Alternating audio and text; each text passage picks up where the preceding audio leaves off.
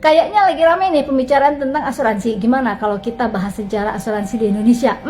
Asuransi itu muncul di Indonesia tahun 1840-an ketika kota pelabuhan seperti Batavia dan Semarang mengalami peningkatan transaksi perdagangan. Waktu itu barang perdagangan dan kapal membawanya rentan kecelakaan selama perjalanan di laut karena pembusukan, perampokan, kebakaran ataupun terpaan ombak.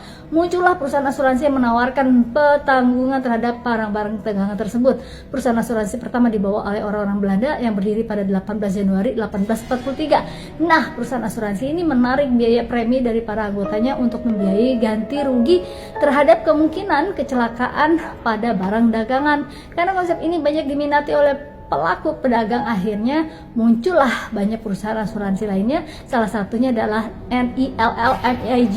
Ini nama lengkapnya. Cuma waktu itu perusahaan asuransi ini hanya beranggotakan orang-orang Eropa di Hindia Belanda aja. Nah, hal ini dikarenakan kalangan anak negeri yang tidak melihat asuransi sebagai sebuah kebutuhan. Semua pun berubah ketika kemunculan organisasi Budi Utomo. Nah, Dwi Joyo Suwejo adalah salah satu anggota Budi Utomo bersama dengan Persatuan Guru Hindia Belanda akhirnya mendirikan badan asuransi yang ditunjukkan untuk guru atau pegawai negeri. Setelah perusahaan ini berkembang dan banyak permintaan untuk menjadi anggota dari pihak bukan pegawai, dibentuklah maskapai khusus yang ditunjukkan kepada orang-orang swasta.